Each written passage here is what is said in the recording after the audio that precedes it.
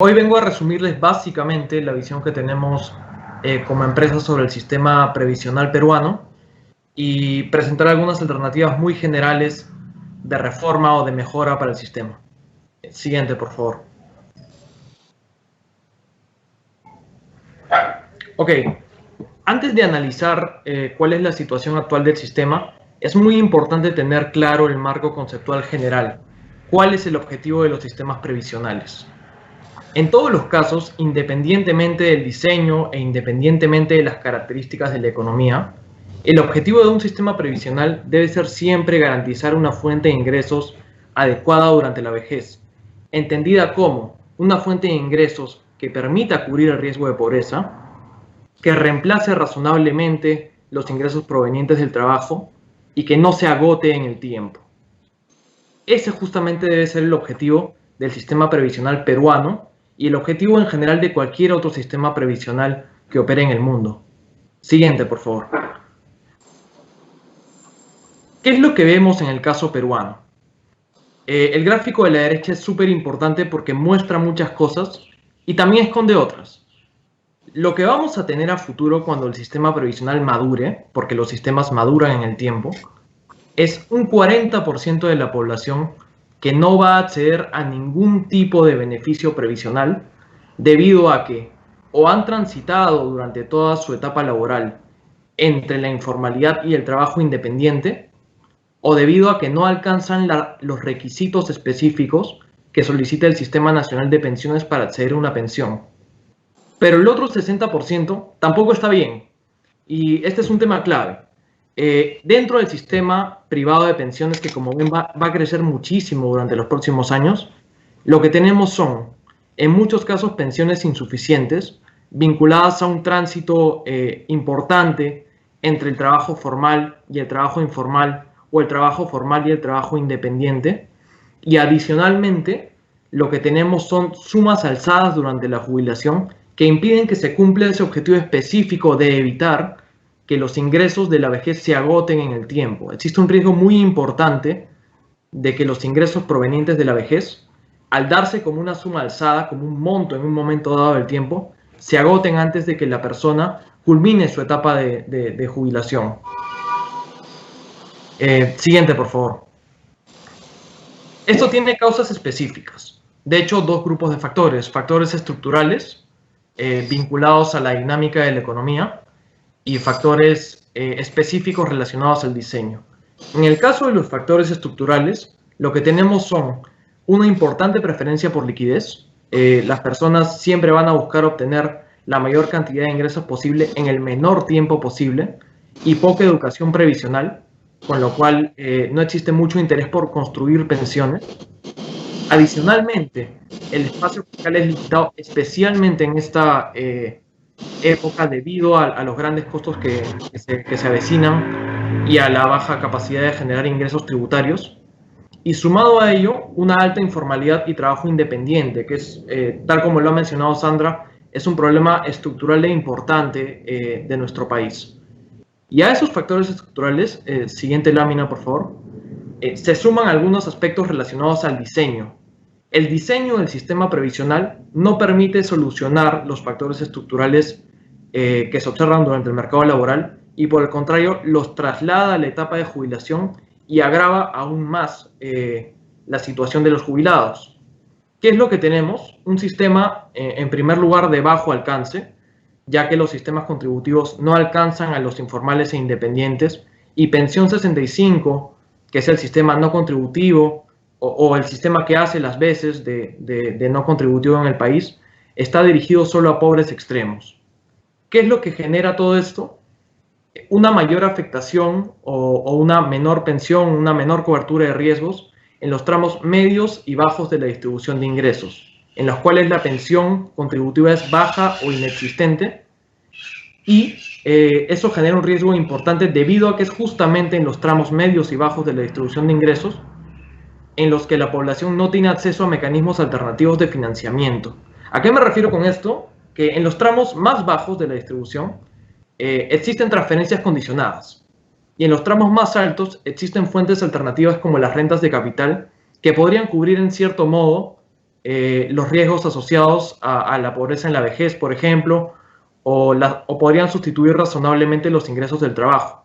Pero es justamente en los tramos medios en los que la población se ve obligada a seguir trabajando pasados los 65 años, que es justamente lo que se quiere evitar con los sistemas previsionales. Y adicionalmente, existe una importante debilidad institucional dentro del sistema. No existen candados adecuados para que el sistema no sea modificado en el tiempo y se pueda observar resultados razonables a largo plazo. Lo que vemos es continuas perforaciones, incluso durante la pandemia o antes de la pandemia, al diseño del sistema, que empeoran los resultados de la población durante su etapa de jubilación. Y esto va muy de la mano a un tema que ya hemos mencionado anteriormente, la preferencia por liquidez. Justamente los políticos lo que hacen es aprovechar la preferencia por liquidez de la población para dictar normas que son muy populares y que perforan el sistema. Y finalmente, lo que tenemos es que incluso dentro de la población en la cual el sistema opera razonablemente, ese segmento formal, dependiente, muy productivo, el sistema se encuentra fragmentado. Y lo que tenemos básicamente ahí son dos sistemas, ¿no? El sistema privado de pensiones y el sistema nacional de pensiones, y una dinámica en la cual un sistema siempre crece a costa del otro. Tenemos dos regímenes que compiten entre sí, con roles superpuestos, en los que no queda muy claro cómo es que conjuntamente se ayudan el uno al otro para generar pensiones razonables. Y algunas consecuencias importantes de esos resultados en este segmento pequeño, y hay que resaltar que es un segmento pequeño en el cual el sistema puede funcionar razonablemente, son costos medios más altos, un importante financiamiento del sistema nacional de pensiones hacia futuro, acceso a pensiones más limitado, y políticas dentro del sistema de reparto que promueven pensiones más bajas o inexistentes en muchos casos. Siguiente, por favor. ¿Qué es lo que proponemos nosotros? Primero, solucionar aspectos de diseño. Integrar el sistema bajo un diseño más eficiente en el cual los sistemas no se afecten el uno al otro, sino que operen de manera conjunta para promover mejores pensiones. Luego, desvincular el sistema previsional del contrato laboral en la medida que la alta informalidad limita la capacidad de generar pensiones razonables. ¿Cómo lo podemos hacer? Básicamente de dos maneras, incluyendo incentivos concretos al ahorro, por ejemplo, beneficios fiscales, y incorporando fuentes innovadoras de aporte, por ejemplo, el aporte proveniente del impuesto general a las ventas o otros mecanismos de aporte basados en el consumo que pueden generar una base más ancha de aportes. Y adicionalmente, durante la etapa de jubilación, cuando ya tengamos soluciones de diseño para el sistema previsional, lo que tenemos que hacer es garantizar que esos ahorros provenientes de la etapa de aporte se gasten adecuadamente. Y para ello se requiere que los esquemas de jubilación cubran efectivamente todos los riesgos que ya hemos mencionado, que la pensión sea adecuada, que cubra razonablemente o que reemplace razonablemente los ingresos del trabajo y que no se agote. Este último aspecto es clave porque hoy en día lo que tenemos son, en los casos en los cuales los ahorros son razonables, se tiene una suma alzada con un alto riesgo de agotarse durante la etapa de jubilación. Aspecto clave también es incorporar candados institucionales sólidos. No puede ser que se defina reglas claras para el sistema previsional, se defina qué es lo que va a ocurrir en el futuro y durante el camino se perfore el sistema y se generen resultados completamente diferentes y estrictamente peores. Y para ello se requiere candados institucionales muy sólidos. El diseño normativo se debe discutir claramente y los resultados deben ser un sistema que tenga reglas claras en el tiempo. Y finalmente, aspectos estructurales que deben ser solucionados de la mano con estos aspectos de diseño son mejorar la formalidad definitivamente, promover la educación financiera, promover la educación previsional y tratar de mejorar el espacio tributario para poder promover mejores pensiones no contributivas. Finalmente, la transición durante la reforma es clave. Lo importante es que Y dado que estos esquemas de reforma son costosos, lo importante es que estos costos se distribuyan razonablemente y adecuadamente durante un horizonte de tiempo largo, especialmente tomando en cuenta las restricciones fiscales que existen hoy en día. Y básicamente esas son las medidas que nosotros creemos son clave para reformar el sistema previsional. Y lo dejo a las preguntas de Julio ahora. Gracias, Raúl. Te quería hacer dos preguntas. Te pido un poco de concisión para manejarnos en los tiempos, porque el siguiente bloque va a estar a cargo de Álvaro Monge sobre políticas sociales, que también es muy importante. La primera es la siguiente, un tema muy puntual, pero que hubo mucha discusión. Como bien saben los que estamos participando en este webinar, hay un proyecto de reforma en el Congreso, ¿no? Y uno de los temas que ha generado discusión y debate, tiene que ver con el famoso pilar solidario, ¿no? ¿Cómo financiar ese pilar solidario? Para algunos debe salir, digamos, una tarea a cargo del Estado, o tal vez de las empresas, o la fórmula que ha presentado este proyecto de esta comisión que se formó en el Congreso, que sea un porcentaje de la rentabilidad de parte de los fondos de los afiliados al sistema privado de pensiones.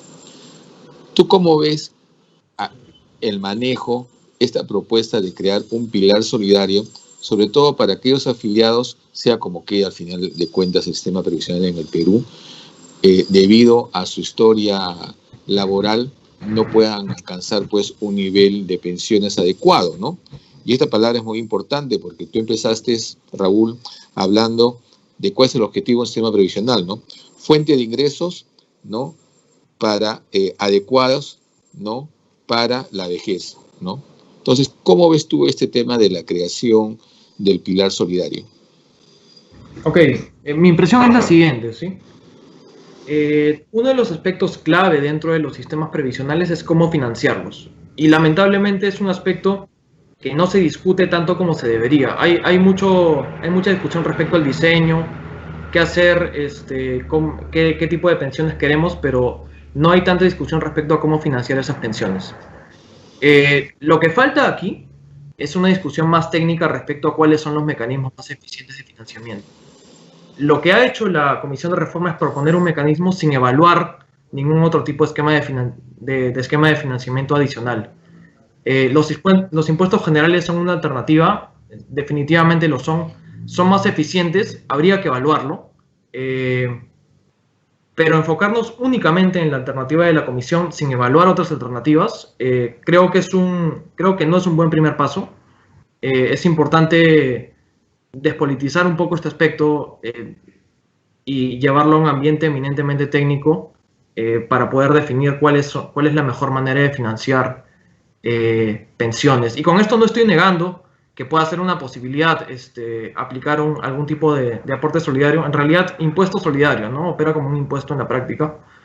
Porque puede que sea eficiente, pero es necesario demostrarlo, evaluarlo y compararlo con otras alternativas.